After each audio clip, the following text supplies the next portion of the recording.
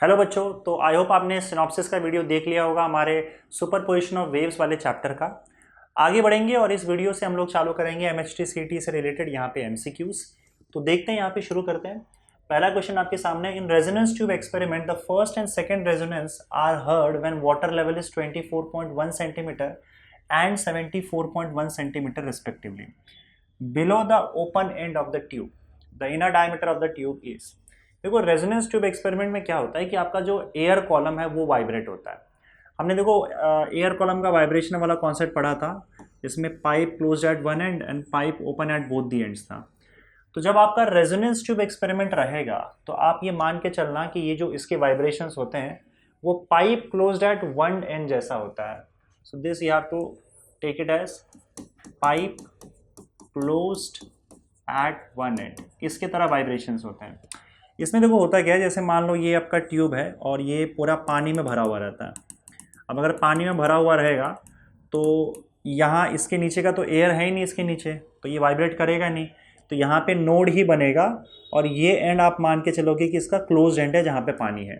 तो यहाँ से लेकर यहाँ तक का जो एयर कॉलम है ट्यूब का वही वाइब्रेट करेगा। समझ गए? तो इसका मतलब अगर एक एंड ओपन है तो हम यहाँ पे मान के चल सकते हैं कि यहाँ पे एक एंड करेक्शन ई लगेगा और ये आपका स्मॉल एल है, तो टोटल लेंथ आपका एल जो होगा वो एल प्लस ई हो जाएगा। राइट। अब देखो, जो सबसे पहला आपको यहाँ पे रेजोनेंस सुनाई देता है। रेजोनेंस मतलब क्या होता है ना कि जिस ट्यूनिंग फोक का फ्रीक्वेंसी, माना ट्यूनिंग फोक है, हम यहाँ पे बजाते हैं इसको और यहाँ से आवाज़ नीचे आती है, इसे टकराती है, और अगर सपोज करो इस एयर कॉलम का फ्रीक्वेंसी और ट्यूनिंग फोक का फ्रीक्वेंसी सेम रहा तो हमको यहाँ पे रेजोनेंस सुनाई देता है। तो यहाँ पे देखो इनका कहने का मतलब, और इससे हम लोग पता कर लेते हैं कि इसका फ्रीक्वेंसी क्या है, क्योंकि हमको ट्यूनिंग फोक का फ्रीक्वेंसी पता होता है। तो वो कह रहे हैं कि जब ये लेंथ आपको दिख रहा है ना, यहाँ पे ट्यूब का लेंथ सबसे पहले 24.1 सेंटीमीटर हुआ, टॉप से ओपन एंड से ये लेंथ लिया जा रहा है। तो ये लेंथ जब 24.1 सेंटीमीटर हुआ तो हमें पहला रेजोनेंस सुनाई दिया।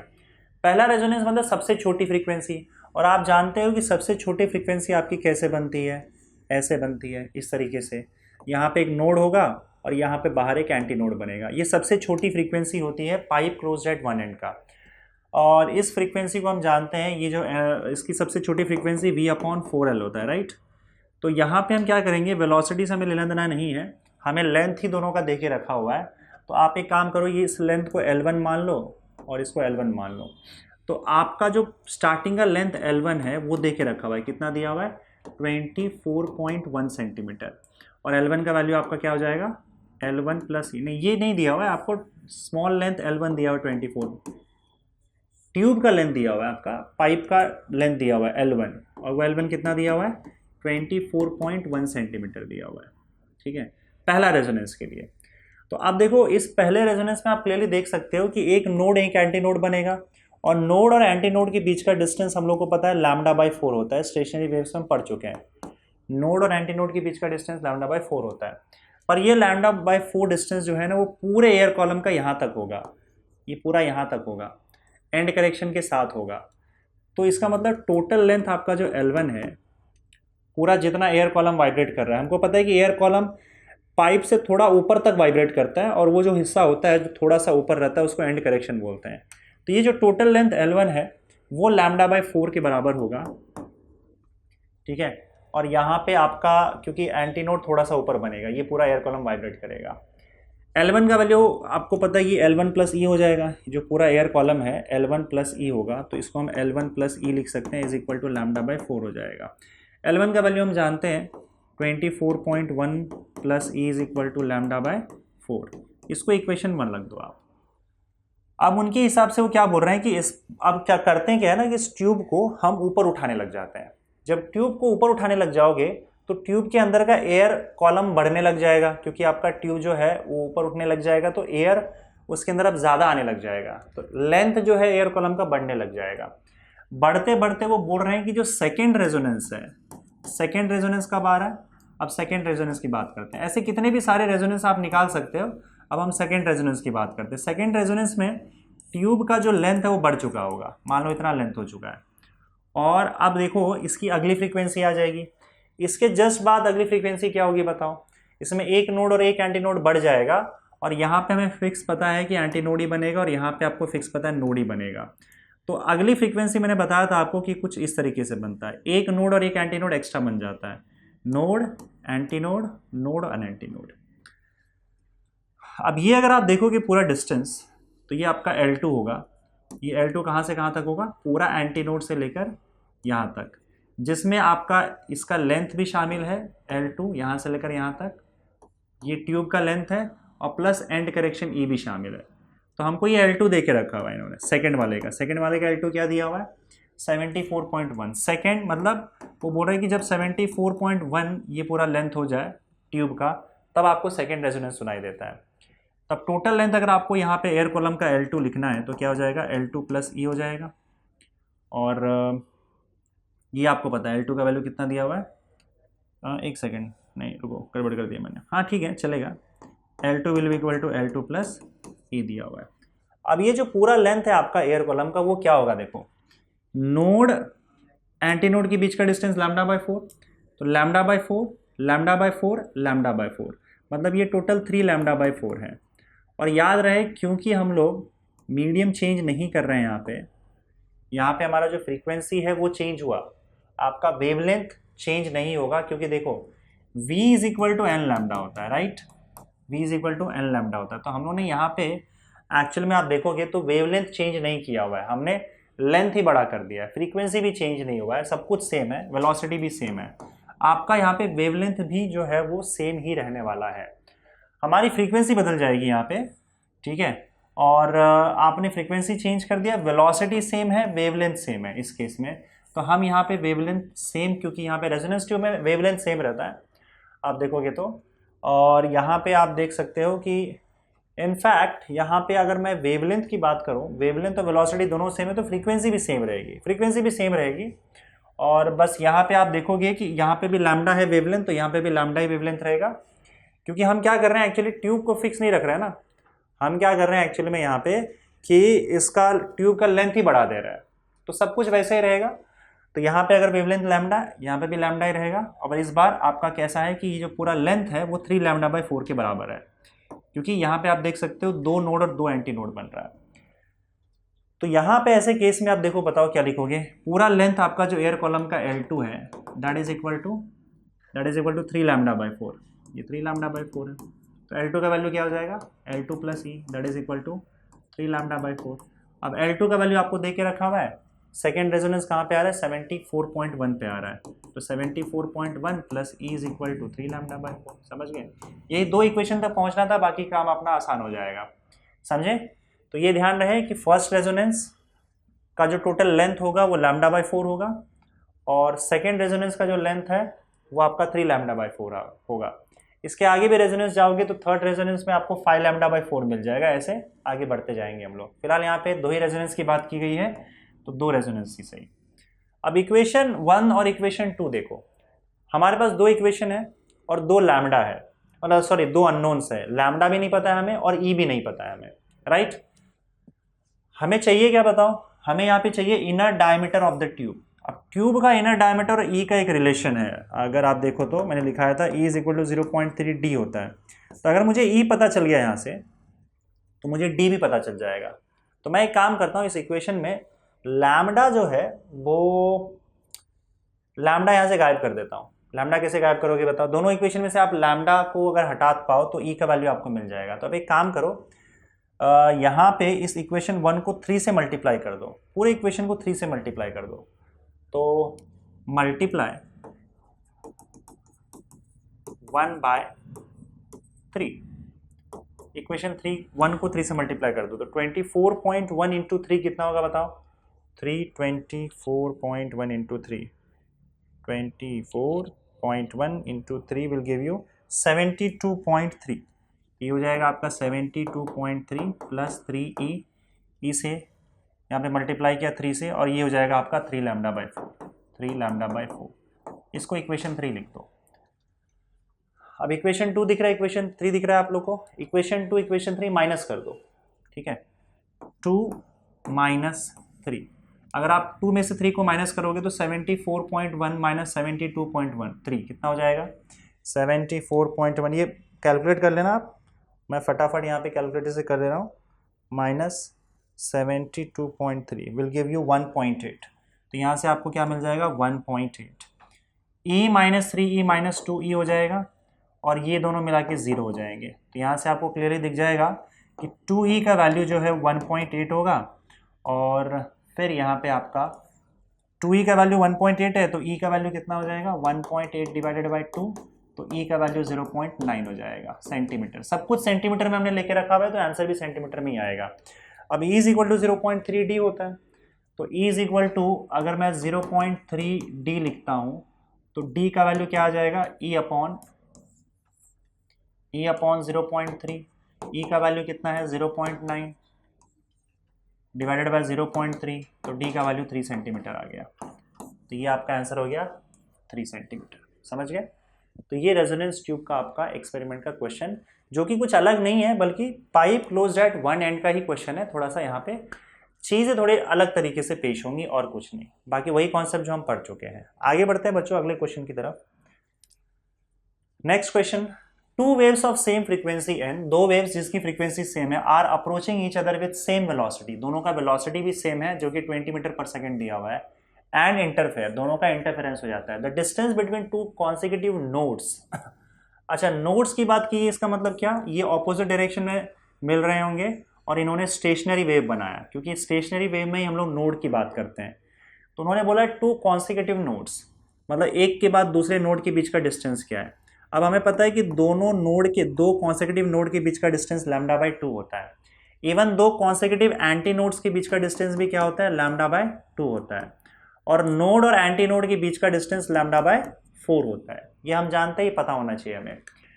Distance between to consecutive nodes चाहिए, नहीं मतलब λ/2 चाहिए, तो अगर आपको लैम्डा मिल जाता है तो λ/2 मिल जाएगा। अब देखो इसमें इक्वेशन में आप देख सकते हो फ्रीक्वेंसी, स्पीड और वेवलेंथ सब कुछ सेम ही होगा। तो सब कुछ सेम है तो आप एक काम करो, वेवलेंथ निकाल लो बस, और क्या।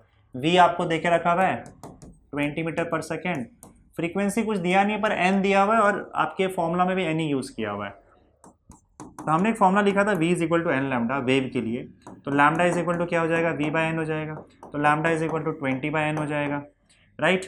और हमें क्या चाहिए, λ/2 चाहिए, डिस्टेंस बिटवीन टू नोड्स। λ/2 का मतलब 20/n डिवाइडेड बाई 2, तो 2 1 2 10, तो ये आपका 10/n आ गया। 10/n आ गया, इसका मतलब ऑप्शन बी आ जाएगा आपका, ठीक है। Distance between to consecutive nodes या फिर एंटी नोड्स λ/2 होता है, वही λ/2 का हमने वैल्यू ढूंढा है यहाँ पे। आगे बढ़ते हैं बच्चों अगले क्वेश्चन की तरफ। अगला क्वेश्चन है आपका स्टैंडिंग वेव। स्टैंडिंग वेव का मतलब होता है स्टेशनरी वेव। स्टेशनरी वेव को ही हम लोग स्टैंडिंग वेव बोलते हैं, स्टेशनरी वेव। चलो उसके बारे में बताया गया, a standing wave with number of loops is produced on a string fixed at both the ends. तो मान लो ये आपका स्टैंडिंग वेव इस तरीके से प्रोड्यूस होता है जिसमें बहुत सारे लूप्स होते हैं, राइट, इस तरीके से। The particles at alternate antinodes vibrate in phase. Alternate antinodes मतलब इसमें ये वाला पार्टिकल और ये वाला पार्टिकल, अल्टरनेट मतलब एक के बाद दूसरा, ये एंटीनोड है, ये भी एंटीनोड है। तो इसमें बोला गया है कि एंटीनोड्स पे, जो अल्टरनेट एंटीनोड्स पे पार्टिकल्स हैं वो इन फेज वाइब्रेट करते हैं। देखो ये बात मैंने आपको कहा था थ्योरी के दौरान जब हम लोग देख रहे थे कि अगर मान लो मैं सेम लूप लेता हूँ तो सेम लूप में सारे के सारे पार्टिकल्स इन फेज वाइब्रेट करते हैं। ये सारे के सारे पार्टिकल्स जो है वो एक साथ ऊपर जाएंगे, एक साथ नीचे आएंगे, ठीक है, इन फेज वाइब्रेशन होगा। लेकिन अगर सपोज करो मैं अल्टरनेट लूप्स की बात करूं, अल्टरनेट लूप्स मतलब क्या, ये लूप उसके जस्ट बाद वाला लूप, तो एक पार्टिकल अगर ऊपर जाएगा तो दूसरा पार्टिकल नीचे आएगा, ठीक है, और ये आउट ऑफ फेज वाइब्रेट करते हैं। या तो इसको आप आउट ऑफ फेज बोलो या फिर आप बोल सकते हो ऑपोजिट फेज में वाइब्रेट करते हैं, या 180 डिग्री फेज डिफरेंस इनके बीच में 180 डिग्री होता है। ये तीनों स्टेटमेंट एक जैसा ही है कि पार्टिकल्स एडजेसेंट लूप में आउट ऑफ फेज वाइब्रेट करते हैं, ऑपोजिट फेज वाइब्रेट करते हैं, और सेम लूप के सारे पार्टिकल्स जो है वो इन फेज वाइब्रेशन उनका चलता है। तो पहला स्टेटमेंट तो गलत हो जाएगा क्योंकि क्या लिखा हुआ है, particles at the alternate antinodes vibrate in phase. अब अल्टरनेट अगर लूप में आया तो चाहे कोई भी पार्टिकल रहे, चाहे अब एक पार्टिकल यहां से पकड़ लो, एक यहां से पकड़ लो, वो out of face he vibrate होंगे, इन फेस वाइब्रेट नहीं होंगे। तो अगर तुमने बीच बीच के पार्टिकल्स भी पकड़े हैं तो वो out of face he vibrate होंगे, इन फेस वाइब्रेट नहीं होंगे। और इन्होंने बोला है कि पार्टिकल्स आर अल्टरनेट एंटीनोड्स, मतलब एक यहाँ पे एक यहाँ पे, इन फेस वाइब्रेट कर रहे हैं। स्टेटमेंट आपका गलत है। The particles at all antinodes vibrate in phase, नहीं भाई, सारे के सारे एंटीनोड्स पे जो पार्टिकल्स हैं वो इन फेस वाइब्रेट करेंगे, नहीं बिल्कुल नहीं। अल्टरनेट वाले तो आउट ऑफ फेस होते हैं ना, तो ये स्टेटमेंट भी गलत हो जाएगा। All particles vibrate in face, बिल्कुल नहीं, तो यही सही आंसर होना चाहिए। अब स्टेटमेंट देखो क्या है ये, particles between two consecutive antinodes vibrate in phase. Particles between two consecutive, एक second, consecutive antinodes vibrate in phase, ये क्या देख रखा हुआ यार? कॉन्सेक्यूटिव एंटीनोड्स में वाइब्रेट इन फेस, नहीं नहीं नहीं, अल्टरनेट का मतलब गड़बड़ है। रुको रुको रुको, इसको कॉन्सेक्यूटिव बोलेंगे हम लोग। कॉन्सेक्यूटिव और अल्टरनेट में फर्क है। कॉन्सेक्यूटिव का मतलब क्या होगा? एक के बाद दूसरा। हाँ, इसमें थोड़ा सा घपला हो गया है, वर्ड्स में देखते हैं। कॉन्सेक्यूटिव का मतलब होता है एक के बाद दूसरा, ठीक है। तो कॉन्सेक्यूटिव के लिए सब आउट ऑफ फेज होगा, out of phase, opposite phase, 180 degree का फेज, जो भी मैंने बताया। तो ये इसका कॉन्सेक्यूटिव लूप है, ये इसका कॉन्सेक्यूटिव लूप है, ठीक है। अल्टरनेट का मतलब क्या होगा? पहला तीसरा या दूसरा चौथा, ठीक है। अल्टरनेट लूप्स में जो होगा, अल्टरनेट लूप्स की बात करूं तो अल्टरनेट लूप्स का केस क्या हो जाएगा? पहला, तीसरा, पांचवा, सातवां, ये सब अल्टरनेट लूप्स है, एक छोड़ के दूसरा, एक छोड़ के दूसरा, या फिर दूसरा, चौथा, छठवां, आठवां। तो यार अल्टरनेट लूप्स और सेम लूप्स का सिचुएशन सेम है, क्योंकि देखो सेम लूप में सारे पार्टिकल्स मान लो ऊपर की ओर जा रहे हैं, तो इसके करस्पॉन्डिंग जो आपका कॉन्सेक्यूटिव लूप होगा उसमें सारे के सारे नीचे जा रहे हैं, तो अब उसका जो करस्पॉन्डिंग तीसरा होगा उसमें सारे ऊपर जा रहे हैं, मतलब पहले वाले का सिचुएशन और दूसरे वाले का सिचुएशन सेम होगा, तो they will vibrate in phase. तो सेम लूप और अल्टरनेट लूप इन दोनों का इन फेस ही होगा, समझे? अब समझते हैं। अब वापस से आते हैं भाई, थोड़ा सा हम लोगों ने घपला कर दिया है यहाँ पे। अब क्या लिखा है? The particles at alternate antinodes vibrate in phase, तो ये सही हो जाएगा। The particles at all antinodes vibrate in phase, ये गलत हो जाएगा। All particles vibrate in phase, ये भी गलत होगा। और particles between two consecutive antinodes, consecutive मतलब एक के जस्ट बाद दूसरा वाला, एंटीनोड्स वाइब्रेट इन फेस, ये वाइब्रेट नहीं करेंगे, ये आउट ऑफ फेस हो जाएंगे, एक के बाद दूसरा है ना। अल्टरनेट मतलब पहला और तीसरा, ये दूसरा और ये तीसरा है, पहले तीसरे का तो सब कुछ सेम रहेगा, तो वो इन फेज होंगे, अल्टरनेट वाले इन फेज होंगे। So the particles at alternate antinodes vibrate in phase, यही आपका सही आंसर है, और ये भी गलत हो जाएगा। Let me just check it कि मैं ये, क्योंकि यहाँ पे थोड़ा सा इंग्लिश का प्रॉब्लम है, मुझे कंफर्म कर लेने दो। This is question number 3, just second ना, या 221, हाँ बराबर, अब सही समझा हम लोगों ने। तो वर्ड देख लेना थोड़ा, यहाँ पे सेम लूप है इन फेस, कॉन्सेक्यूटिव मतलब एक चिपका हुआ, एडजेसेंट, इसको हाँ एक और वर्ड आएगा यहाँ पे, वो भी ध्यान रखना, एडजेसेंट लूप। मैंने तुम्हें जो बताया था वो एडजेसेंट लूप बताया था। थोड़ा सा ये वर्ड्स और इंग्लिश में हेर फेर है, बाकी कॉन्सेप्ट तो आपको क्लियर है ही। कॉन्सेक्यूटिव लूप्स को ही एडजेसेंट लूप बोलते हैं, एक के बाद जस्ट दूसरा। इसमें पार्टिकल्स आउट ऑफ फेस होंगे या ऑपोजिट फेस में होंगे। अल्टरनेट मतलब पहला तीसरा, एक छोड़ के दूसरा, तो उन दोनों का सिचुएशन सेम होगा, क्योंकि जो पहले में हो रहा है वही तीसरे में हो रहा है, तो उसमें भी भाई आपका पार्टिकल्स इन फेस वाइब्रेट करेंगे। Okay, that's it. तो ये पहला आपका ऑप्शन आ जाएगा। अगला क्वेश्चन देखो, for a particular sound wave propagating in air, path difference between 2 points is 0.54 meter, which is equivalent to phase difference of 1.8 pi radian. ठीक है। If the velocity of sound wave in air is 330 meter per second, the frequency of this wave is। अब देखो बच्चों, यहाँ पे path difference जो है वो 0.54 मीटर है, तो पाथ डिफरेंस को हम डेल्टा एक्स लिख दे रहे हैं, विच इज 0.54 मीटर, और उनके बीच का फेज डिफरेंस जो है 2 पॉइंट्स का, 2 पॉइंट्स के बीच की बात हो रही है, उन 2 पॉइंट्स के बीच का फेज डिफरेंस 1.8 पाई रेडियन बोला गया है। वेलोसिटी आपको देके रखा हुआ है 330 मीटर पर सेकेंड, और बोला ये गया है कि फ्रीक्वेंसी पता करो। देखो फ्रीक्वेंसी पता करने के लिए हमारे पास फॉर्मूला होता है v is equal to n lambda. v दिया हुआ है, n पता चल जाएगा तो लैम्डा भी पता चल जाएगा। सॉरी, हमको फ्रीक्वेंसी पता करने बोला है ना, n पता करने बोला है, तो अगर हमें लैम्डा पता चल जाए इनके इन्फॉर्मेशन से, तो हम v is equal to n lambda से n का पता लगा सकते हैं। अब ये कैसे पता लगाओगे? तो मैंने आपको दिया था एक टेबल, मैं टेबल वापस उसको बना दे रहा हूँ और ये आखिरी बार बनाऊंगा, उसके बाद आपको याद रखना होगा phase difference, path difference, time difference. Phase difference, path difference और टाइम डिफरेंस, ये तीन चीज़ का मैंने यहाँ पे टेबल बनाया हुआ था। अगर मान लो फेज डिफरेंस आपका, जैसे मान लो फेज डिफरेंस को मैं डेल्टा फाई लिखता हूँ, पाथ डिफरेंस को डेल्टा एक्स लिखता हूँ और टाइम डिफरेंस को डेल्टा टी लिखता हूँ। तो फेज डिफरेंस अगर आपका 2 पाई है, पाथ डिफरेंस लैम्डा हो जाएगा और टाइम डिफरेंस एक ऑसिलेशन के बराबर, मतलब टाइम पीरियड के बराबर हो जाएगा। अब इसके अलावा अगर आपको कोई भी फेज डिफरेंस, पाथ डिफरेंस या टाइम डिफरेंस में रिलेशन चाहिए, तो आपको बस ये टेबल यूज़ करना है। जैसे मान लो फेज डिफरेंस और पाथ डिफरेंस में रिलेशन चाहिए, तो इसको इससे डिवाइड कर दो, इज इक्वल टू डालो, इसको इससे डिवाइड कर दो। अगर आपको इन दोनों में रिलेशन चाहिए तो इसका रेशियो और इसका रेशियो इक्वल कर दो। मैंने बताया था आपको, आप सिनॉप्सिस में देख लेना। यहाँ पे देखो पाथ डिफरेंस और फेज डिफरेंस की जिक्र हुई है, तो पाथ डिफरेंस और फेज डिफरेंस, तो अगर मुझे देखो डेल्टा फाई दिया, डेल्टा एक्स दिया हुआ है, तो इससे मुझे लैम्डा मिल जाएगा। तो पाथ डिफरेंस और फेज डिफरेंस के लिए आप क्या करोगे, इनका रेशियो इक्वल कर दो, delta phi upon 2 pi, this upon this is equal to this upon this, delta x by lambda. ठीक है, अब हमें क्या क्या दिया हुआ है, देखो डेल्टा फाई का वैल्यू दिया है 1.8 pi upon 2 pi is equal to, delta x का वैल्यू भी देके रखा हुआ है 0.54 अपॉन लैम्डा। तो पाई पाई तो गया, 2 1 ज़ा 2, 0.9 ज़ा, तो यहाँ पे आप देख सकते हो लैम्डा का वैल्यू जो आ जाएगा वो 0.54 डिवाइडेड बाय 0.9 आ रहा है। ठीक है, तो ये आपका हो जाएगा 54 डिवाइडेड बाय 90, और ये आपका हो जाएगा 9 6 54 होता है, 0.6 आ जाएगा। 0.6 मीटर का आपका वेवलेंथ आ गया। ठीक है, कैलकुलेट कर लेना।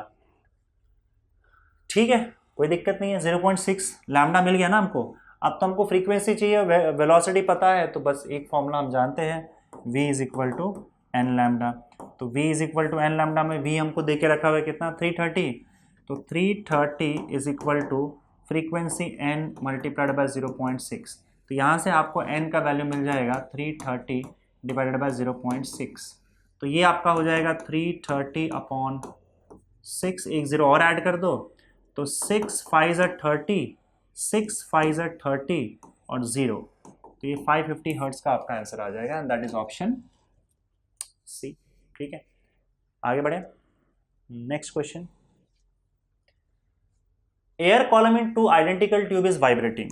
दो एग्जैक्टली सेम ट्यूब है, उसमें एयर कॉलम वाइब्रेट कर रहा है। Tube A has one end closed and tube B has both ends open.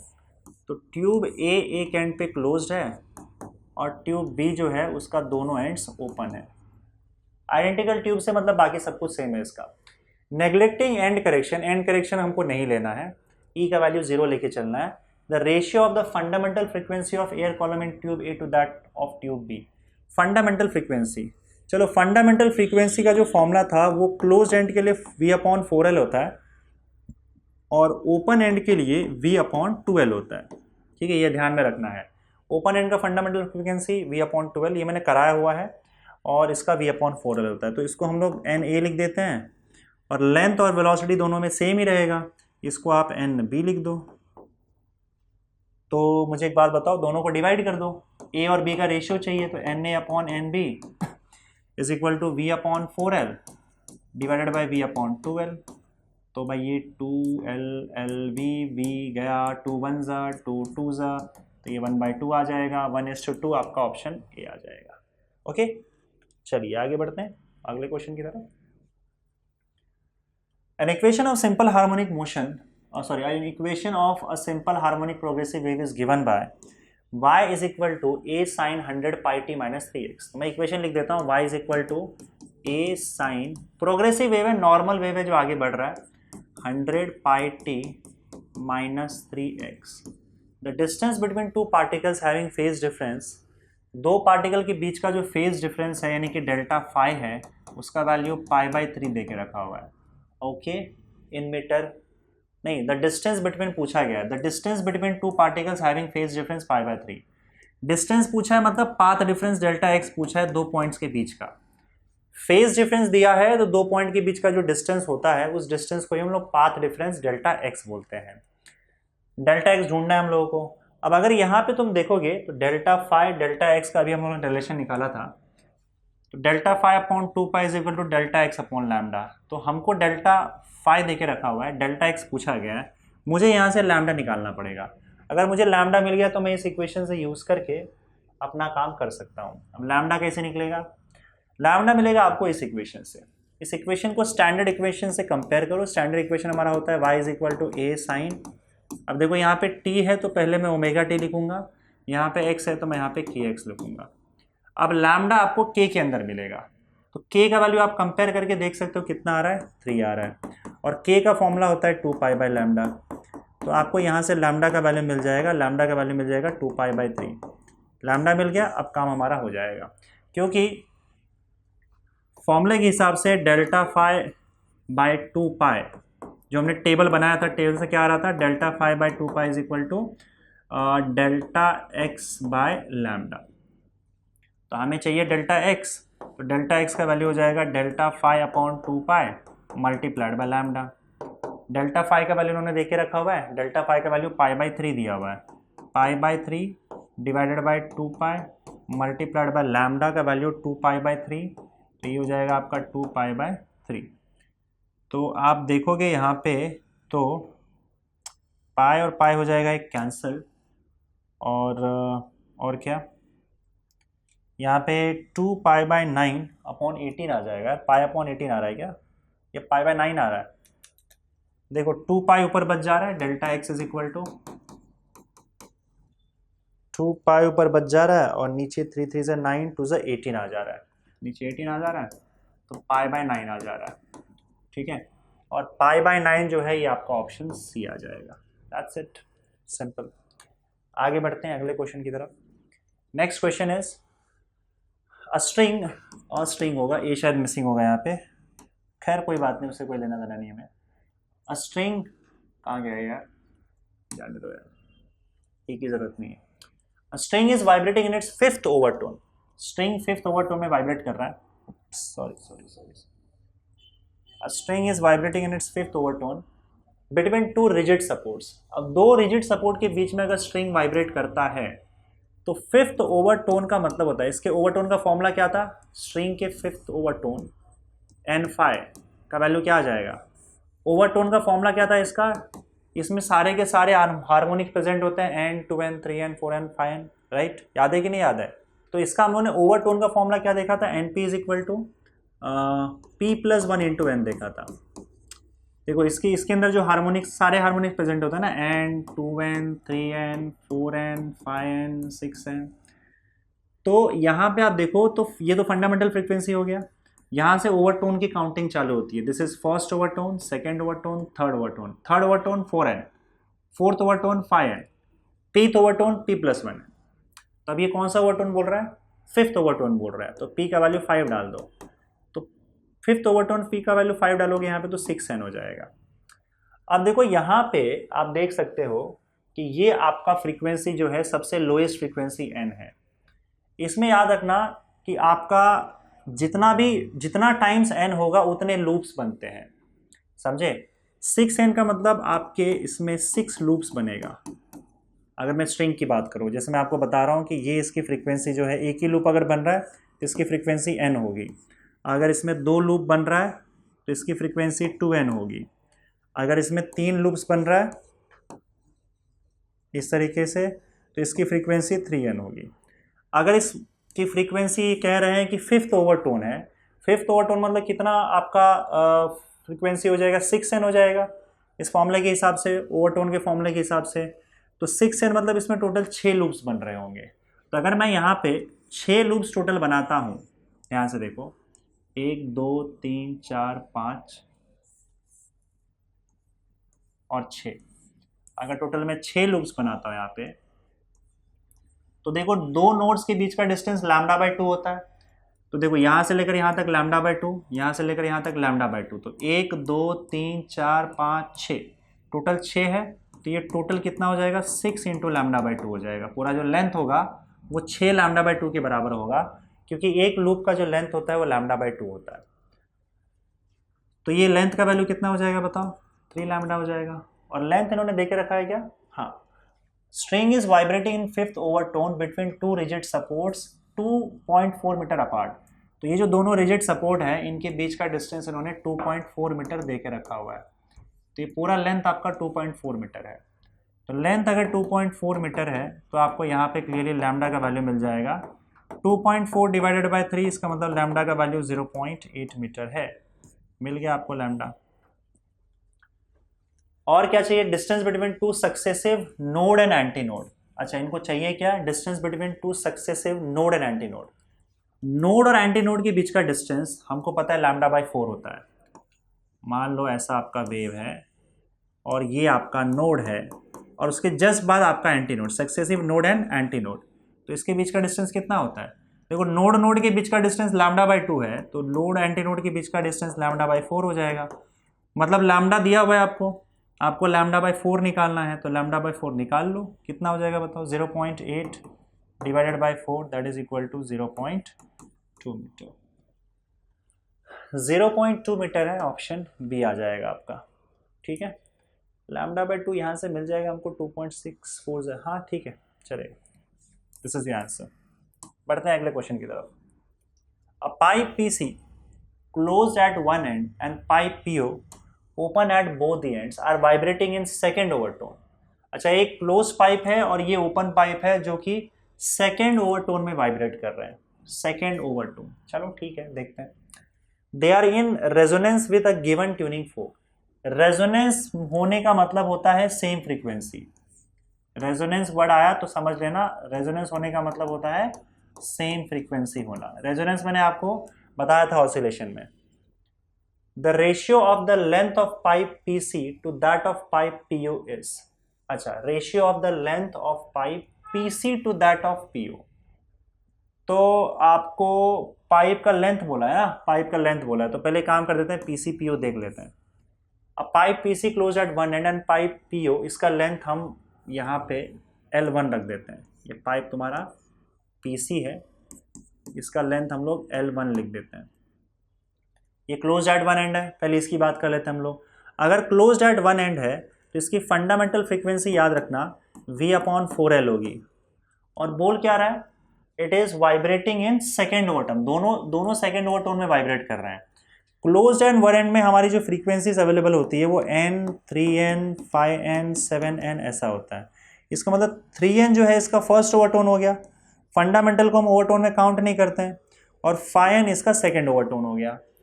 और इन जनरल इसका जो ओवरटोन का फॉर्मूला होता है वो होता है 2p + 1 × n, ये लिखाया है। तो वैसे भी p का वैल्यू अगर आप 2 डालोगे तो इसका सेकेंड ओवरटोन का फॉर्मूला क्या आ जाएगा, 5n आ जाएगा। 5n इसका सेकेंड ओवरटोन है, इतना याद रखो। तो 5n का फॉर्मूला क्या होगा बताओ इसका, n2 = 5n = 5। n का फॉर्मूला क्या है, V/4L। तो V/4 और इसको L1 ले लेंगे हम लोग। ये हो गया आपका क्लोज्ड एंड वाला, क्लोज्ड एट वन एंड। आगे बढ़ते हैं, अब बात करते हैं सेकेंड केस की। सेकेंड केस में क्या दिया हुआ है, pipe open at both the ends. ये तो पीसी की बात हो गई, अब उसके बाद पीओ की बात कर लेते हैं, है ना, पीओ। इस केस में मान लेते हैं इसका लेंथ L2 है और ये भी सेकेंड ओवरटोन में वाइब्रेट कर रहा है, लेकिन इसकी जो फंडामेंटल फ्रीक्वेंसी इसको n' लेते हैं, ये V/4 नहीं बल्कि V/12 होगा। क्योंकि और देखो दोनों एयर है, दोनों केस में एयर है तो स्पीड दोनों के केस में एयर का सेम होगा। एयर में साउंड का स्पीड सेम होगा दोनों के केस में, क्योंकि दोनों सेम मीडियम एयर ही है। तो यहाँ पे 4 नहीं, ओपन एंड का जो फॉर्मूला होता है फंडामेंटल फ्रीक्वेंसी का वो V/12 होता है, तो ये V/2L2 हो जाएगा। अब यहाँ पे जो फ्रीक्वेंसीज अवेलेबल होते हैं वो n, 2n, 3n, 4n, 5n सब होते हैं, सारे हार्मोनिक्स होते हैं। तो फंडामेंटल को छोड़ दिया जाए तो यहाँ पे सेकेंड ओवरटोन आपका 3n होगा, और फॉर्मूला के हिसाब से देखोगे तो np का वैल्यू p + 1 × n होता है। जैसे स्ट्रिंग का था वैसे ही आपका ओपन एंड वाले का ओवरटोन का फॉर्मूला होता है। तो ओवरटोन के हिसाब से अगर सेकेंड ओवरटोन की बात करूँ मैं, तो p का वैल्यू 2 डाल दोगे तो यहाँ से आपको N2 का वैल्यू मिल जाएगा और N2 का वैल्यू क्या होगा बताओ, 3n हो जाएगा इस केस में। और यहाँ पे मैं N2 डैश लिख देता हूँ सेकेंड केस में, और फंडामेंटल फ्रीक्वेंसी भी N डैश लिखूंगा। N डैश का वैल्यू V/12 डाल दो, तो N2 is equal to 3n dash, that is equal to 3V/12 आ जाएगा, V/12। ये हो गया आपका ओपन एंड के लिए, ओपन एंड के लिए। अब बताओ, the ratio of the length of pipe PC to that of pipe PO। अच्छा, दोनों का रेशियो अपने को पता करना है। ठीक है, तो रेशियो कैसे पता करोगे भाई, लेंथ का, they are in resonance with a given tuning fork. अच्छा हाँ, ये एक स्टेटमेंट है, they are in resonance with a given tuning fork. ये दोनों एक ही ट्यूनिंग फोर्क के रेजोनेंस में है। इसका मतलब अगर मान लो ट्यूनिंग फोर्क की फ्रीक्वेंसी n है, ट्यूनिंग फोर्क की फ्रीक्वेंसी n है, ट्यूनिंग फोर्क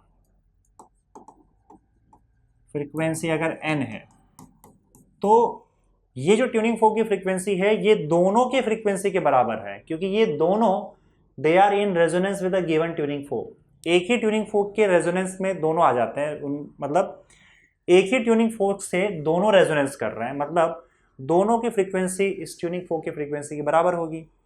तो अगर ट्यूनिंग फोर्क की फ्रीक्वेंसी n है, तो ये n इसके बराबर भी होगा, N2 के बराबर भी होगा और N2 डैश के बराबर भी होगा। इन शॉर्ट दोनों की जो सेकेंड ओवरटोन की फ्रीक्वेंसी दी गई है वो सेम है। तो N2 का वैल्यू 5V/4L1 हो जाएगा, 5V/4L1, और N2 डैश की 3V/4L2, सॉरी 3V/2L2। बस आपको L1 L2 का रेशियो मिल जाएगा। तो 2 1 ज़ा 2 2 ज़ा और V कैंसिल, तो L1/L2 का वैल्यू जो होगा वो 5/6 आ जाएगा। That is your answer, 5/6। Option A is correct. Okay, चलिए आगे बढ़ते हैं अगले क्वेश्चन की तरफ। The displacement of a travelling wave होगा, वेव शायद वर्ड मिसिंग है, in the x direction is given by y is equal to, चलो वेव का displacement y is equal to 10⁻⁻4 sin 600t -2x plus π/3 है। ठीक है, चलो, और where x is in metre and t is in second, ऐसा unit सारा use किया हुआ है, और वेव का स्पीड पूछा गया है।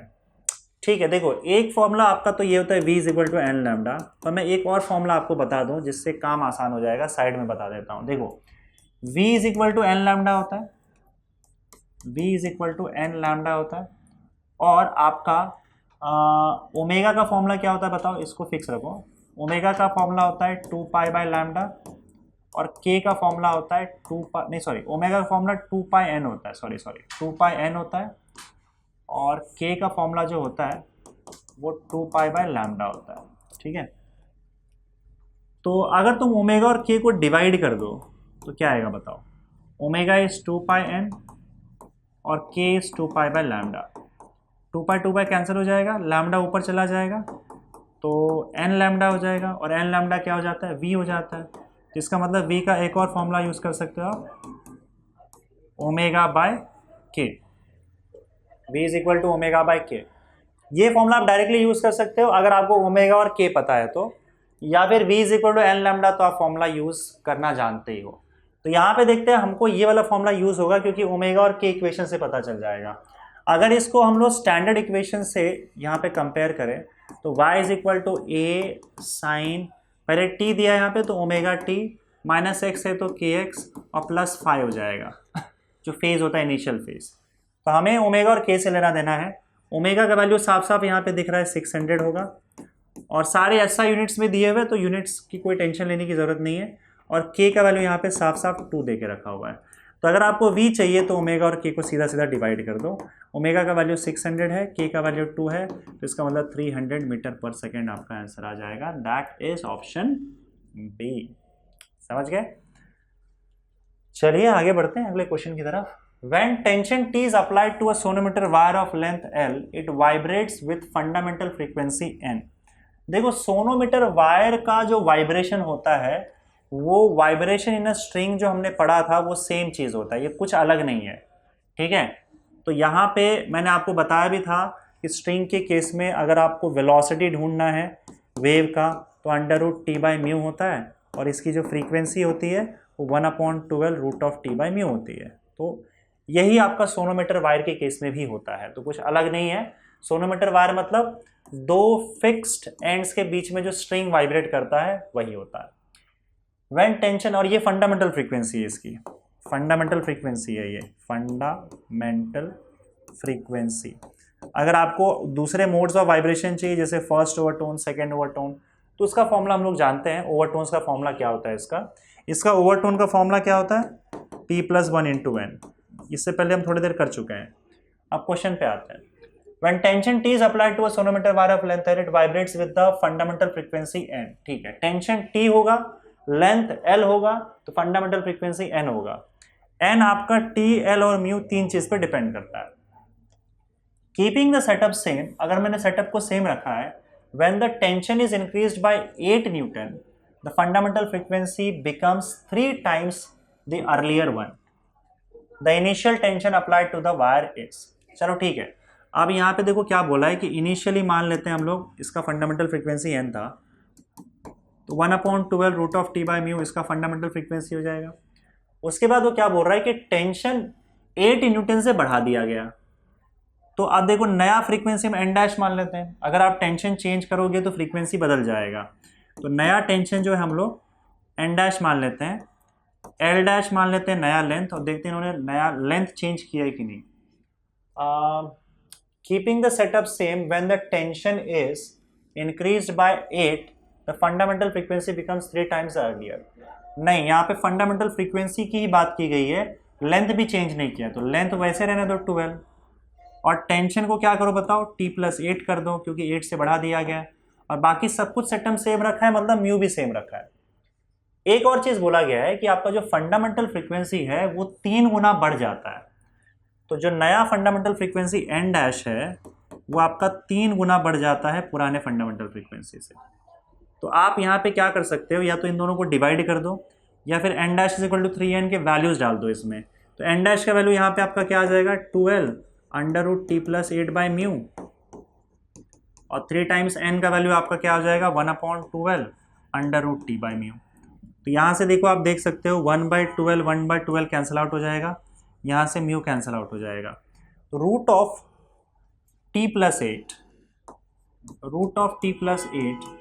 Will be equal to 3 times √T, 3 times √T। दोनों तरफ स्क्वायर कर दोगे तो T+8 will be equal to 9T हो जाएगा, और 8 इज इक्वल टू यहाँ T भेज दोगे तो 8T हो जाएगा, तो T का वैल्यू आपका 1 न्यूटन हो जाएगा। ये आपका इनिशियल टेंशन का वैल्यू था। शुरुआत में तो ये टेंशन था ना हमारा, बाद में टेंशन T+8 हो गया, तो शुरुआत में टेंशन आपका 1 न्यूटन है, दैट इज ऑप्शन डी। समझ गए? अगला क्वेश्चन बच्चों आपके सामने यहाँ पे दिख रहा है, देखते हैं ये क्या है। The displacement of a particle in a medium is, again आपको वेव का इक्वेशन देके रखा हुआ है। डिस्प्लेसमेंट ऑफ पार्टिकल बोला है मतलब वेव का इक्वेशन दिया हुआ है, 10⁻⁴ sin 100t + 20x + π/3। तो इस टाइप का क्वेश्चन ऑलरेडी हम कर चुके हैं वैसे, जिसमें t सेकेंड्स में है और x मीटर में, मतलब SI यूनिट में है। आपको वेव का स्पीड पता करना है, तो ये तो ऑलरेडी हम लोग कर चुके हैं। देखो v = ω/k वाला फॉर्मूला यूज़ करेंगे, इसको स्टैंडर्ड इक्वेशन से कंपेयर करोगे तो y = a sin ω/t + kx + phi हो जाएगा। ठीक है, तो हमको ओमेगा और k चाहिए। ओमेगा की जगह पे 100 आ रहा है और k की जगह पे 20 आ रहा है, तो दोनों को डिवाइड कर दो तो v मिल जाएगा, ω/k that is equal to 100 divided by 20 that is equal to 5 metre per second. Option B आ जाएगा। चलो आगे बढ़ते हैं। In a pipe closed at one end, air column is vibrating in the 4th overtone. So the vibrating air column has, देखो pipe closed at one end है ना, तो चलो देख लेते हैं। अगर closed है, closed at one end है, तो इसका सबसे छोटा फ्रीक्वेंसी का जो आपका वेव दिखेगा या स्टेशनरी वेव दिखेगा वो कुछ ऐसे दिखेगा।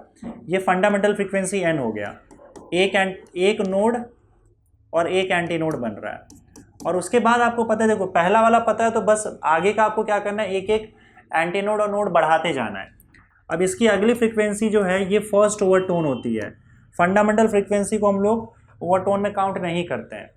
फर्स्ट ओवरटोन हमको पता है 3n होता है, क्योंकि ये डायरेक्टली अब 3n से वाइब्रेट होता है, pipe closed at one end है। तो इसकी फ्रीक्वेंसी कैसी होगी, इससे एक एंटी नोड और एक नोड ज़्यादा होगा, ये कुछ ऐसा होगा। तो ये node anti node node anti node, तो देख सकते हो आप 2 नोड्स है और 2 एंटी नोड्स हैं, है ना। फर्स्ट ओवरटोन में 2 नोड्स है और 2 एंटी नोड्स है। उसी तरीके से pipe close and one and he बोला है ना। हाँ, अगर आप इसके अगले ओवरटोन पे जाओगे, देखो यहाँ पे तो फंडामेंटल फ्रीक्वेंसी है, फंडामेंटल फ्रीक्वेंसी में एक एंटी नोड और एक नोड बना। फिर उसके बाद फर्स्ट ओवरटोन में 2 node 2 anti node. Second overtone इसकी 5n से वाइब्रेट होती है और इससे एक ज़्यादा होगा, मतलब इसके अंदर 3 नोड्स और 3 एंटी नोड्स बन जाएंगे। तो एक हिसाब से आप देख सकते हो कि क्या बोल सकते हो आप, एक पैटर्न दिख रहा है आपको। देखिए N1 यानी कि फर्स्ट ओवरटोन में 2 node 2 anti node, second overtone में 3 नोड 3 एंटी नोड। वैसे ही थर्ड ओवरटोन में क्या हो जाएगा, 4 नोड्स और 4 एंटी नोड्स। वैसे ही फोर्थ ओवरटोन में क्या हो जाएगा बताओ, 5 नोड्स और 5 एंटी नोड्स। मतलब पीथ ओवरटोन में, इसका मैं direct in general formula use कर देता हूँ, लिख देता हूँ। पीथ ओवरटोन में P+1 नोड्स और P+1 एंटी नोड्स, जो भी ओवरटोन होगा उससे एक ज़्यादा होगा। सेकेंड में 3, थर्ड में 4, फोर्थ ओवरटोन में 5 नोड्स और 5 एंटी नोड्स। समझ गए, ये हो गया pipe closed at one and. हो सकता है आपको एग्जाम में pipe open at one and भी पूछ दिया जाए, तो मैं उसका भी यहाँ पे लिख देता हूँ, pipe open at both ends. तो आपको क्या करना है, पहले फंडामेंटल फ्रीक्वेंसी देख लेना है, उसमें कितना है। फंडामेंटल फ्रीक्वेंसी में सबसे छोटी frequency pipe open at both ends में ये कुछ ऐसे होता है, दोनों तरफ एंटी नोड बनता है और बीच में एक नोड बनता है। तो इसकी फंडामेंटल फ्रीक्वेंसी जो है उस केस में आपका देखोगे तो 2 एंटी नोड्स बन रहे हैं और एक नोड बन रहा है। अगर इसके मैं फर्स्ट ओवरटोन की बात करूं तो फर्स्ट ओवरटोन में और एक बढ़ जाएगा। फर्स्ट ओवरटोन इसका 2n होता है। सेकेंड ओवरटोन की मैं बात करूं तो सेकेंड ओवरटोन इसका 3n होता है, क्योंकि इसमें सारे हार्मोनिक्स प्रेजेंट होते हैं, n 2n 3n 4n। इसमें सिर्फ ऑड हार्मोनिक्स होते हैं n 3n 5n 7n। अब इसमें एक ज़्यादा होगा इसका, तो इसमें 3 एंटी नोड्स हो जाएगा और 2 नोड्स हो जाएगा। अब सेकेंड ओवरटोन में इससे एक ज़्यादा होगा तो 4 एंटी नोड्स और 3 नोड्स हो जाएंगे। तो यहाँ पे हम लिख सकते हैं पीथ ओवरटोन अगर होगा, पीथ ओवरटोन में, तो आप पैटर्न क्या देख रहे हो, first overtone 3 anti nodes 2 nodes, second overtone 4 anti nodes 3 nodes. तो वैसे पीथ ओवरटोन में क्या होगा बताओ, देखो 1 है यहाँ पे, तो यहाँ पे 1+2 और यहाँ पे 1-2। तो आप मैं नोड्स एंटी नोड्स लिखोगे आप यहाँ पे, तो नोड्स एंटी नोड्स में लिखो, एक node 2 anti node, 2 node 3 anti node, 3 node 4 anti node. तो 1 के केस में 2 3 था, 2 के केस में 3 4 था। तो वैसे यहाँ पे पीथ ओवरटोन के केस में क्या हो जाएगा आपका, P+1 नोड्स और P+2 एंटी नोड्स हो जाएगा, अगर pipe open at both the ends है। तो आपको पूछ लिया गया कि 7वां ओवरटोन में कितने नोड्स और कितने एंटी नोड्स होंगे। तो 7वें ओवरटोन में 8 नोड्स होंगे और 9 एंटी नोड्स होंगे। सिंपल, ये क्या है, pipe open at both the ends. Close and में ये आपका जनरल फॉर्मूला आप याद रख सकते हो नोड्स और एंटी नोड्स के लिए। इसका ऑप्शन आपका डी आ जाएगा। चलिए आगे बढ़ते हैं अगले क्वेश्चन की तरफ। The frequency of vibrating air column in a pipe open at both the ends is F1. When 3/4 of its length is immersed in water, the frequency of vibrating air column is। now देखो, जब ये open and था इसका length हम लोग L मान के चलते हैं, इसकी फ्रीक्वेंसी मैं N1 मान लेता हूँ। ये N1 नहीं, उन्होंने लिखा है ना F1। ये इसकी फंडामेंटल फ्रीक्वेंसी है, right. Frequency of vibrating of air column in a pipe, देखो कुछ दिया नहीं तो हम लोग इसको फंडामेंटल फ्रीक्वेंसी ही मानेंगे। तो फंडामेंटल फ्रीक्वेंसी का फॉर्मूला क्या होता है, V/12। कुछ नहीं दिया है तो अब यही मानना पड़ेगा, V/12। ये ओपन एंड में। अब इसके बाद क्या किया, when 3/4 of its length is immersed in water। तो अगर सपोज करो इसका मैं 3/4 अंदर डाल देता हूँ, 3/4L अंदर डाल दिया, तो बचा क्या बताओ। अगर 3/4 अंदर डाल दिया तो सिर्फ 1/4 ही बाहर बचा रहेगा। तो आप बोल सकते हो कि L/4 लेंथ सिर्फ बाहर है, बाकी 3/4 लेंथ इसको पानी के अंदर डाल दिया गया, 3/4 लेंथ पानी के अंदर चला गया और सिर्फ बाहर कितना बचा है, L/4 लेंथ बचा हुआ है, L/4 लेंथ बाहर बचा हुआ है जो कि वाइब्रेट कर रहा है। तो अब एयर कॉलम सिर्फ L/4 लेंथ में ही वाइब्रेट कर रहे हैं, बाकी सब तो पानी के अंदर है। दूसरी बात ये है कि अब ये क्लोज्ड एट वन एंड बन चुका है, क्योंकि पानी के अंदर जाते ही इसका एक एंड तो ब्लॉक हो गया, तो क्लोज्ड एट वन एंड ये वाला बन चुका है, ये क्लोज्ड एट वन एंड ये वाला अब आपका एयर कॉलम इसमें जो वाइब्रेट कर रहा है वो क्लोज्ड एट वन एंड वाला पाइप बन चुका है। इस केस में इसकी फ्रीक्वेंसी जो है वो F2 मानी गई है। तो अब F2 क्या होगा बताओ। पहले तो अगर क्लोज्ड एट वन एंड है तो फॉर्मूला होता है V/4L। V/12 फंडामेंटल फ्रीक्वेंसी होता है किस केस में, जब वो आपका closed eight open at both the ends है। क्लोज्ड एट वन एंड के लिए फॉर्मूला क्या हो जाएगा, V/4L। दूसरी बात ये है कि इसका सिर्फ L/4 लेंथ जो है उतने में ही एयर कॉलम वाइब्रेट कर रहा है, तो हमें इसको भी 4 से डिवाइड करना होगा। तो फाइनली आपका F2 का जो वैल्यू आ जाएगा वो V/L आ जाएगा। This is equation 2, this is equation 1। और F1/F2 का रेशियो पूछा गया है, तो F1/F2 का रेशियो निकालो। F1 का वैल्यू आ जाएगा आपका V/12 और इसका V/L आ रहा है, V/12 V/L, तो ये 1/2 आ जाएगा, क्योंकि बाकी सब तो कैंसिल आउट हो जाएगा, सिर्फ बचेगा आपका 1/2। तो 1/2 इज द करेक्ट आंसर। ठीक है, समझ गए। कॉन्सेप्ट पे ध्यान देना, थोड़ा कॉन्सेप्ट को समझने की कोशिश करना। अगला क्वेश्चन देखते हैं यहाँ पे क्या है। Water travelling along uniform string represented by y = a sin kx plus water नहीं होगा यार, वेव होगा। वाटर क्यों ट्रैवल करेगा, सॉरी, प्रिंटिंग मिस्टेक या typing mistake. A wave travelling along uniform string represented by y = a sin ωt plus kx is superimposed on another wave traveling along the same string represented by y = a sin ωt plus kx। इसमें घपला है भाई, मुझे लगता है question में गड़बड़ है। क्वेश्चन मैंने सॉल्व करवाया है कहीं, तो मैं पढ़ा था, इसमें एक में माइनस है, ऑपोजिट डायरेक्शन में ट्रैवल कर रहा है, सॉरी, ये आपका माइनस होगा, ठीक है, this has to be minus. तो मैं यहाँ पे एक काम करता हूँ, रुको, पहले इसको तो घीस देता हूँ, ये माइनस हो जाएगा, ठीक है। y = इसको करेक्ट कर लेना, अगर आपके इसमें PDF में भी अगर ऐसा आता है तो इसको करेक्ट कर लेना, ये ωt - kx है।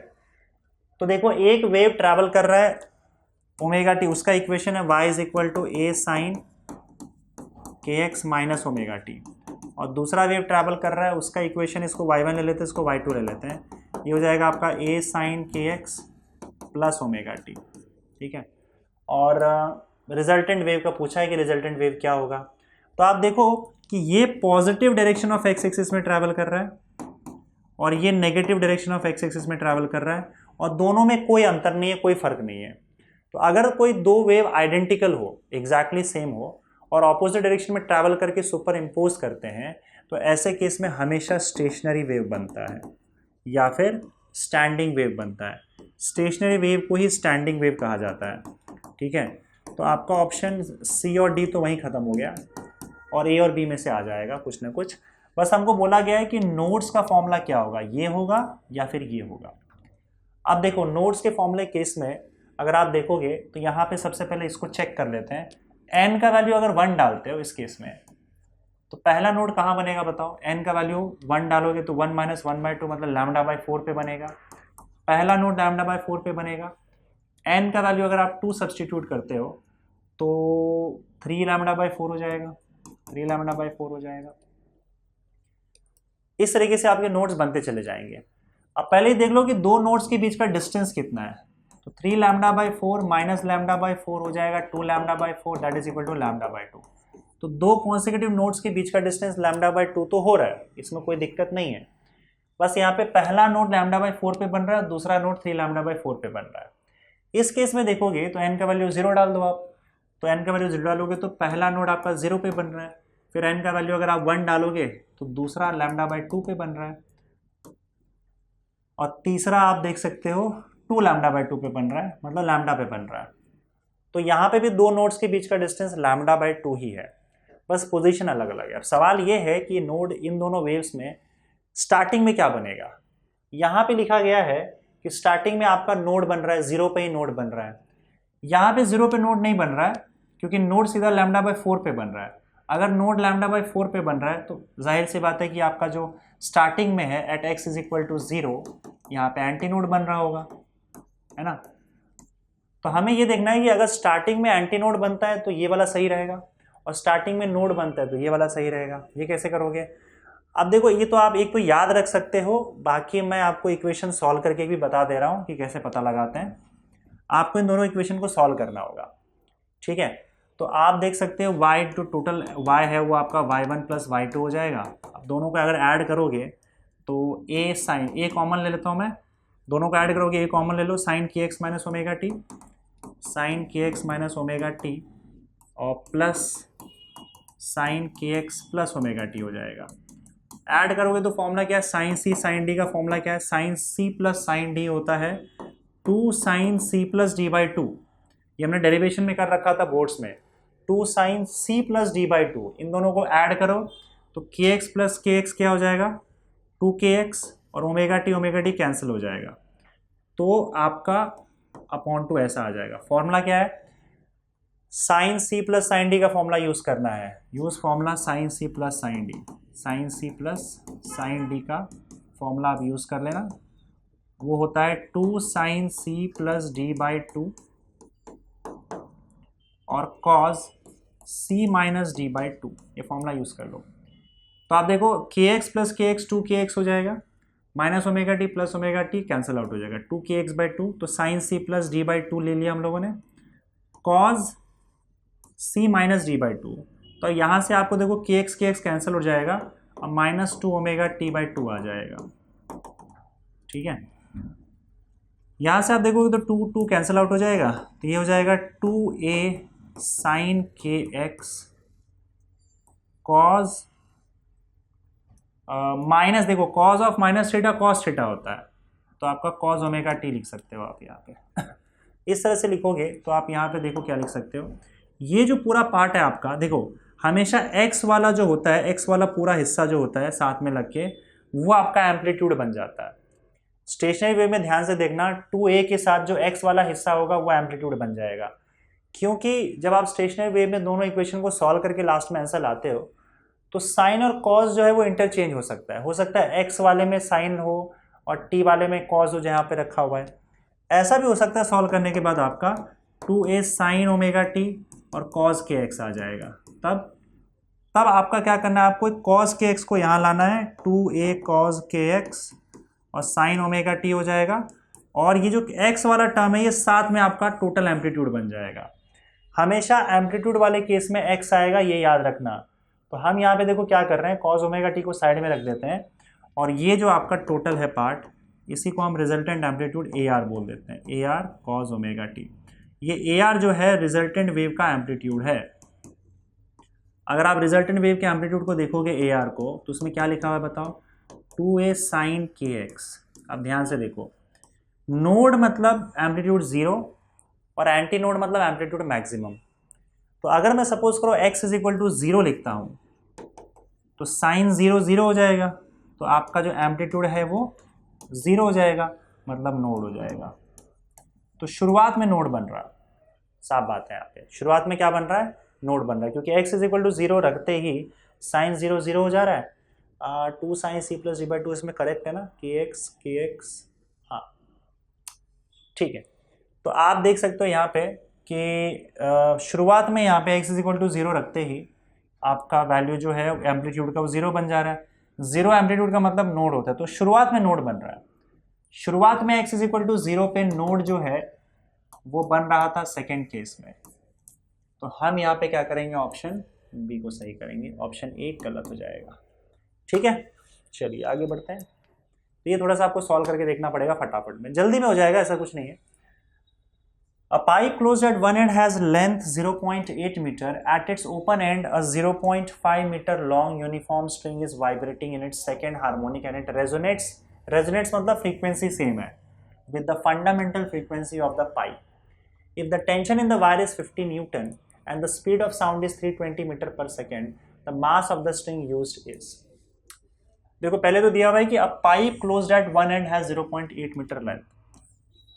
Pipe close at one end है, उसका लेंथ 0.8 मीटर है, और इसका ओपन एंड जो है, ये ओपन एंड, यहाँ पे एक स्ट्रिंग वाइब्रेट कर रहा है। तो मैं स्ट्रिंग को यहाँ बना लेता हूँ, ये स्ट्रिंग आपका वाइब्रेट कर रहा है, और ये स्ट्रिंग का लेंथ जो है वो 0.5 मीटर है।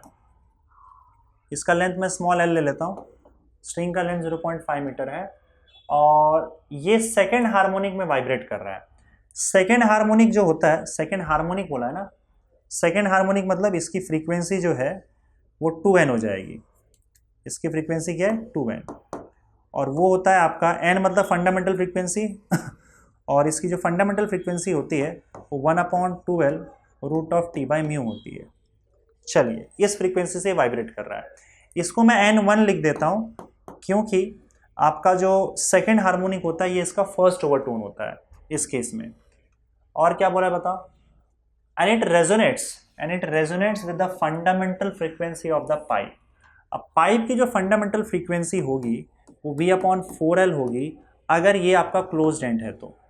ठीक है, तो यहाँ पे देखो इसका जो फर्स्ट ओवरटोन या फिर जो सेकेंड हार्मोनिक है उसकी फ्रीक्वेंसी क्या है, ये 2n डैश ले लेते हैं, जो भी है इसमें 2n डैश लेते हैं, इसको रहने दो यार, कोई दिक्कत नहीं। 2n डैश, उसका फॉर्मूला ये आ गया। n डैश इसकी फंडामेंटल फ्रीक्वेंसी है, सेकेंड हार्मोनिक से वाइब्रेट कर रहा है, मतलब ये इसकी फ्रीक्वेंसी हो जाएगी, ये n इसकी फ्रीक्वेंसी हो जाएगी, फंडामेंटल फ्रीक्वेंसी। और क्या बोला है? If the tension in the wire is 50 newton, tension in the wire is 50 newton and speed of sound is 320 metre per second, 320 metre per second. Mass of the string used, string का mass हमें पूछा गया है, लेकिन इसका length दिया गया, हाँ इसका भी लेंथ दिया, तो कोई दिक्कत नहीं है। बोला यह गया है कि इसकी फ्रीक्वेंसी इसके साथ रेजोनेट करती है, मतलब दोनों की फ्रीक्वेंसी सेम है। अब इसकी फ्रीक्वेंसी क्या है बताओ? n है, और इसकी फ्रीक्वेंसी क्या है? 2n है। रेजोनेट कर रही है मतलब दोनों की फ्रीक्वेंसी मैच कर रही है, दोनों की फ्रीक्वेंसी सेम है। इसका फंडामेंटल फ्रीक्वेंसी है V/4L, और इसका सेकेंड हार्मोनिक मतलब 2n डैश, और n डैश का फॉर्मूला क्या होता है? 1/12, और ये स्मॉल l लेंथ हो जाएगा स्ट्रिंग का, √T/μ। तो 2 और 2 यहाँ से हो जाएगा कैंसिल, v का वैल्यू आपको देखे रखा हुआ है, that is 320/4 multiplied by length जो है वो 0.8 है, and that is equal to 1/, इसका भी लेंथ दिया है क्या? हाँ 0.5 देके रखा हुआ है, √T का वैल्यू दिया हुआ है, T का वैल्यू दिया हुआ है 50 डिवाइडेड बाय म्यू। देखो अगर आपको म्यू मिल जाएगा तो म्यू मतलब होता है मास पर यूनिट लेंथ, तो आपको मास भी मिल जाएगा। तो पहले म्यू ढूंढ लेते हैं, तो ये आप देखोगे तो कितना हो जाएगा? 8, इसको 0 अगर वहाँ पे डाल दूँ मैं तो 2 0, एक 0 और डाल दोगे तो 8 4 से 32 हो जाएगा ये, and that is equal to 0.5 का मतलब होता है 1/2 √50/μ। तो ये 32 100 हो जाएगा, और ये 2 ऊपर चला जाएगा, तो 100 इज इक्वल टू 2√50/μ हो जाएगा, और 2 1 से 250 से हो जाएगा, तो 50 इज इक्वल टू, कैलकुलेशन कर लेना, 50/μ हो जाएगा, दोनों तरफ स्क्वायर कर दोगे तो 2500 इज इक्वल टू 50/μ हो जाएगा। तो ये आपका म्यू का वैल्यू आ जाएगा 5/250। ऐसे ही आएगा, हाँ ऐसे आएगा, मेरे हिसाब से तो ऐसे ही आ रहा है, तो ये हो जाएगा 1/50 हो जाएगा। तो म्यू का वैल्यू आपका 1/50 आ रहा है, 1/50 kg/मीटर। आई थिंक हम लोगों ने सारे के सारे ऐसा यूनिट यूज़ किए हुए हैं यहाँ पे, या kg/मीटर। तो ये म्यू आ गया। अब म्यू क्या होता है बताओ? Mu is mass per unit length, तो मास अपॉन स्ट्रिंग का लेंथ लेना है यहाँ पे, तो मास का वैल्यू क्या हो जाएगा? म्यू इंटू एल हो जाएगा। म्यू का वैल्यू 1/50 दिया हुआ है, और लेंथ स्ट्रिंग का कितना दिया हुआ है? 0.5 मीटर दिया हुआ है। तो इसको 0.5 से अगर आप मल्टीप्लाई करोगे तो 0.5 मतलब 1/2 होता है, तो ये 1/100 हो जाएगा। 1/100 का मतलब होता है 10⁻² kg। ठीक है, 10⁻² kg ग्राम में देके रखा हुआ है, तो ग्राम में कन्वर्ट करोगे तो kg को ग्राम में कन्वर्ट करोगे तो 1000 से मल्टीप्लाई करना पड़ेगा, तो ग्राम में कन्वर्ट हो जाएगा, तो ये 10 ग्राम हो जाएगा। ये 3 है, -2 10, तो 10 ग्राम हो जाएगा, that is option D. Okay, आगे बढ़े अगले क्वेश्चन की तरफ। For a stationary wave y is equal to 10 sine pi x by 15। अब देखो यहाँ पे क्या दिया हुआ है, आपका स्टेशनरी वेव का पूरा इक्वेशन दिया हुआ है 10 sine pi x by 15 cos 48 pi t. Okay, centimetre मतलब सेंटीमीटर में दिया हुआ है यहाँ पे the distance between node and the successive antinode. Node और सक्सेसिव एंटी नोड के बीच का जो डिस्टेंस होता है वो लैम्डा बाई 4 होता है, ये हम जानते हैं। हमें लैम्डा बाई 4 ढूंढना है, तो लैम्डा बाई 4 ढूंढने के लिए आपको स्टैंडर्ड इक्वेशन से कंपेयर करना होगा। नाउ स्टेशनरी वेव का स्टैंडर्ड इक्वेशन से मैंने अभी भी बात किया था आप लोगों को कि हमको क्या आया था स्टैंडर्ड इक्वेशन। देखो यहाँ पे एक में के एक्स आता है 2a, एक में के एक्स आता है और एक में ओमेगा टी आता है ना। तो हम यहाँ पे चेक कर लेते हैं कि इसमें क्या आ रहा है। तो देखो यहाँ पे एक में के एक्स है और दूसरे में टी है और ये आपका 2a होता है, तो this would be 2a sign, ये क्या हो जाएगा, x है मतलब के एक्स और इसमें t है मतलब omega T, cos omega T. बस हम लोग को चाहिए क्या, लैम्डा चाहिए। तो आप एक काम करो, यहाँ से कंपेयर करोगे तो यहाँ से आपको k मिल जाएगा, यहाँ से आपको ओमेगा मिल जाएगा और फिर हमें v मिल जाएगा और v मिल जाएगा तो आपको n भी चाहिए रहेगा, n भी यहीं से मिल जाएगा, सब मिल जाएगा। चलो k बताओ क्या होगा, k का वैल्यू यहाँ से आप देख सकते हो पाई बाई 15 होगा, पाई बाई 15 यस। और ओमेगा का वैल्यू क्या होगा, ओमेगा का वैल्यू 48 पाई होगा, 48 पाई। अब आपको v चाहिए तो v चाहिए रहेगा ना, हाँ v चाहिए, तो ओमेगा बाई k कर दो, तो ओमेगा का वैल्यू 48 पाई और यहाँ पे पाई बाई 15 हो जाएगा, तो पाई पाई कैंसिल, तो v का वैल्यू आपको मिल जाएगा यहाँ पे 15 ऊपर चला जाएगा, 48 मल्टीप्लाइड बाई 15 सेंटीमीटर पर सेकंड। देखो आपका जो वैल्यू है वो सेंटीमीटर में देके रखा हुआ है, इसलिए मैं सेंटीमीटर लिख रहा हूँ यहाँ पे। ये पूरा y जो है सेंटीमीटर में दिया हुआ है, तो आपका सेंटीमीटर पर सेकंड ही यूनिट आएगा यहाँ पे वेलोसिटी का। हमको वेलोसिटी नहीं चाहिए, हमको लैम्डा बाई 4 चाहिए, मतलब लैम्डा चाहिए। आप ओमेगा से n भी निकाल सकते हो, omega is equal to 2 pi n एक और फॉर्मूला होता है, तो यहाँ से ओमेगा का वैल्यू 48 पाई डालो, 48 pi is equal to 2 pi n और यहाँ से पाई पाई कैंसल और 224 यानी कि n का वैल्यू 24 हर्ट्स आपको मिल जाएगा। 24 ही रहने दो, 24 हर्ट्स ही हो जाएगा सेकेंड्स में, कोई दिक्कत नहीं है। फ्रीक्वेंसी मिल गई आपको, कहीं चाहिए क्या यहाँ पे बताओ, v is equal to n lambda से लैम्डा निकाल लो पहले, तो lambda is equal to v by n हो जाएगा और v का वैल्यू जो है वो 24 है और n का वैल्यू यहाँ पे तो बड़ा अजीब सा आंसर आएगा यार, देखते हैं 48 इंटू 15 हो जाएगा, तो 24 वन ज़ा 24 टू ज़ा 48, 15 टू ज़ा 30, तो ये 1/30 यहाँ पे आपका सेंटीमीटर में आ रहा है यार, ये तो नॉट श्योर, देखते हैं। 1/30 सेंटीमीटर है, इसको 4 से डिवाइड करोगे, कुछ घपला किया है हम लोगों ने। क्वेश्चन मुझे वापस देख लेने दो, क्या है क्वेश्चन नंबर 16। तो y is equal to 10 sine pi x by 15 और 48 पाई टी बराबर है, तो वैसे क्यों आ रहा है। k का वैल्यू पाई अपॉन 15, कुछ घपला तो नहीं किया है, और ओमेगा का वैल्यू जो है वो 48 पाई है, यहाँ तक ठीक है right. Omega by k, v is equal to omega by k 48 pi upon pi by 15, 48 into 15 हो गया, या ओमेगा 2 पाई एन है तो 2 पाई, यहाँ पे पाई कैंसल, 24 हर्ट्स हो जाएगा और v is equal to n lambda, lambda is equal to v by n, v का वैल्यू 48 इंटू 15। हाँ यहाँ गड़बड़ किया बच्चों, v का वैल्यू 48 इंटू 15, वही तो मैं बोलूँ कुछ तो कैलकुलेशन में गड़बड़ है, और डिवाइडेड बाई फ्रीक्वेंसी कितना है 24 है, तो ये 30 हो जाएगा, 30 सेंटीमीटर। नहीं तो बोलो क्या घपला है, हमें चाहिए था लैम्डा बाई 4, तो लैम्डा बाई 4 का वैल्यू क्या हो जाएगा 30 डिवाइडेड बाई 4 यानी कि 7.5 आ जाएगा, 7.5 सेंटीमीटर। तो ये आपका आंसर है, हमको लैम्डा बाई 4 का आंसर चाहिए था, मिल गया। लैम्डा बाई 4 7.5 ऑप्शन ये आ जाएगा, ठीक है। बढ़ते हैं अगले क्वेश्चन की तरफ। Next question, a progressive wave of frequency 50 hertz is travelling with velocity 350 metre per second. Progressive wave है, 50 हर्ट्ज की फ्रीक्वेंसी है और वेलोसिटी इसकी 350 मीटर पर सेकेंड दी हुई है। The change in face at a given time interval of 0.01 second is, अगर time interval यानी कि टाइम डिफरेंस 0.01 सेकेंड हो तो फेस में चेंज कितना आएगा। तो याद करो उस टेबल को, उस टेबल में हमने कैसे टेबल बनाया था बताओ, delta phi, delta lambda, delta t. Delta phi के नीचे लिखा था 2 पाई, इसके नीचे लिखा था सॉरी डेल्टा एक्स आएगा यहाँ पे, इसके नीचे लिखा था लैम्डा और इसके नीचे लिखा था कैपिटल टी। ठीक है, तो आप देख सकते हो यहाँ पे हम लोग को डेल्टा टी और डेल्टा फाई के बीच में रिलेशन चाहिए, इन दोनों के बीच में रिलेशन चाहिए। तो delta phi upon 2 pi, delta phi upon 2 pi will be equal to delta t upon t हो जाएगा, डेल्टा टी अपॉन टी। अब हमको पता है कि 1/t जो होता है फ्रीक्वेंसी होता है, फ्रीक्वेंसी रेसिप्रोकल होता है टाइम पीरियड का।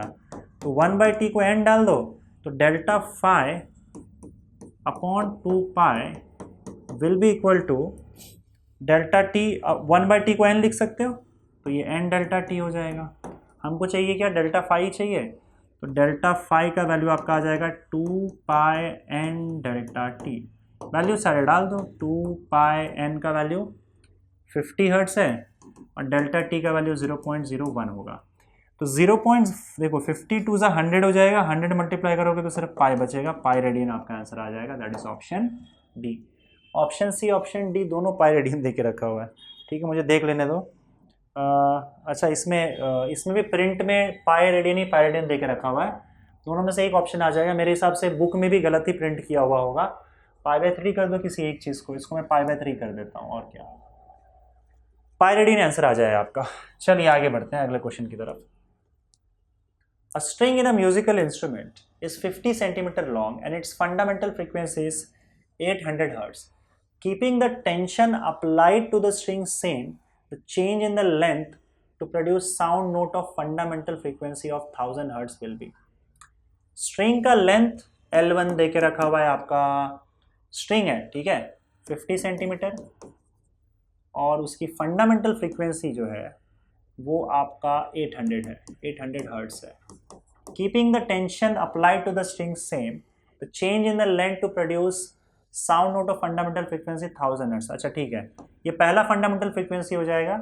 और अगर मान लो फंडामेंटल फ्रीक्वेंसी आपको करना है 1000 हर्ट्ज, तो लेंथ में कितना चेंज लाना होगा, चेंज इन लेंथ निकालना है आपको।